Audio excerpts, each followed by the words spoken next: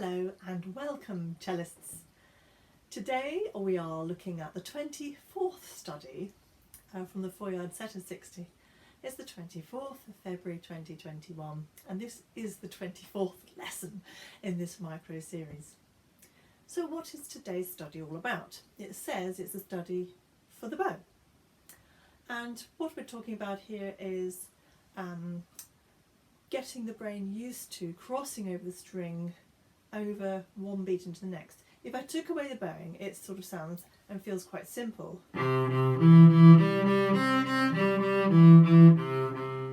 etc.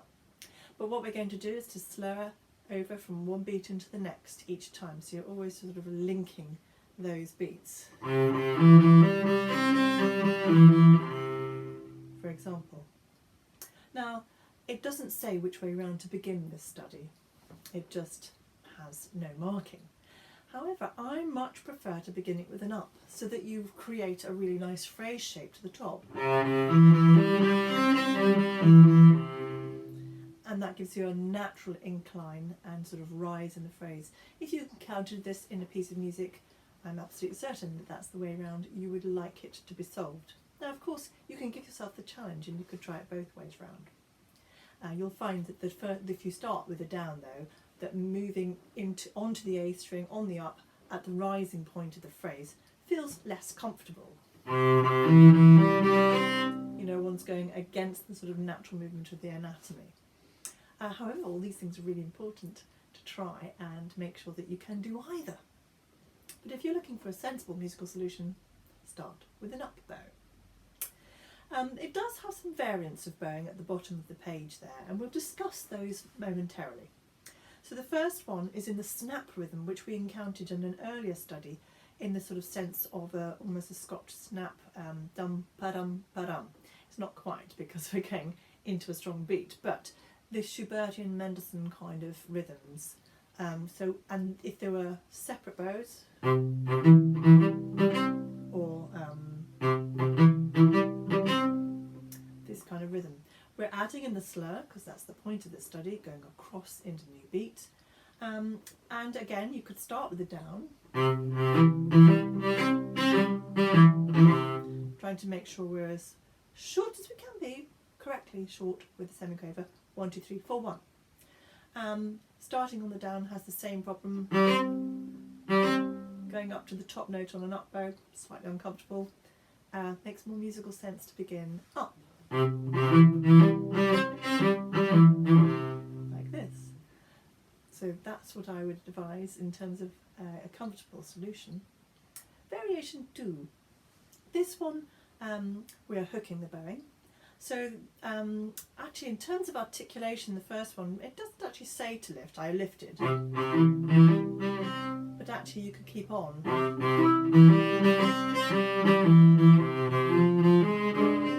Etc. But the second one does have the little lift point on it. So this time, or starting up. And in actual fact, with this particular variation, I don't think it's so uncomfortable to work a start on a down. So the choice is yours. The final variation, we've got semiquavers here.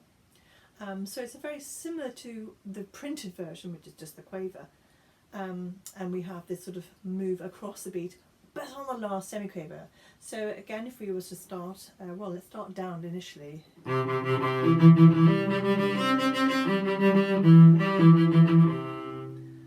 So in that respect, we're just crossing on the last semiquaver into the next one.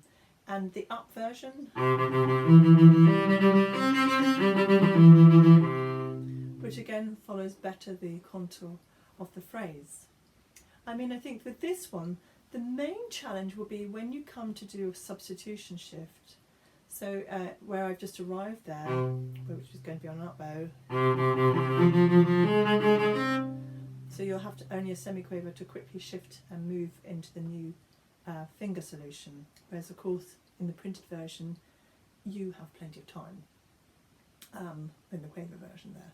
The other thing that may be of interest is to looking at bar 14, we actually have a change of note there. So where are you going to put it? And I think that probably for this semiquaver version, you might just have the very last note as a low G, etc. That's probably what I'd do. But of course you can choose something different. Have a go. Now to the study as it is written, which is what we're going to actually play next. Before we play it, C major, like a lot of these studies are, but it's really quite pretty. It's, as you can hear, arpeggios shapes, broken chords, and it's rather nicely done, where we pivot on a note and change the chord. So we go from C major to F minor to D flat major to F sharp minor to D major, B minor, G major, which is the dominant of the key we're in case you're interested, back to C. Then we go through A flat, D flat, G flat, which is quite interesting. These are all majors, and then into B flat minor, before cunningly managed to get round to a G7 at the very end there, with a kind of a flattened supertonic kind of colour to it. If you didn't understand what I was saying, don't worry, it's fine, just play it. But if you had a bit of an interest, you might rewind and think about those ideas. Basically, it's quite pleasing. Harmonically it moves about and is nicely written. Here we go.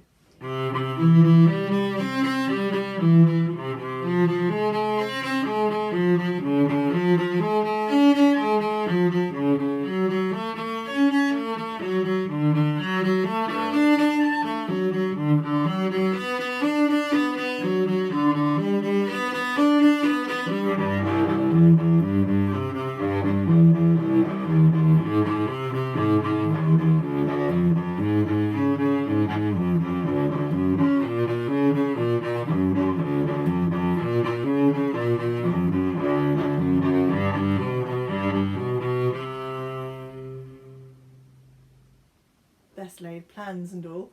Just that I was thinking at the end of something else. Didn't play exactly what was written there. So just looking at the last few bars from the 23.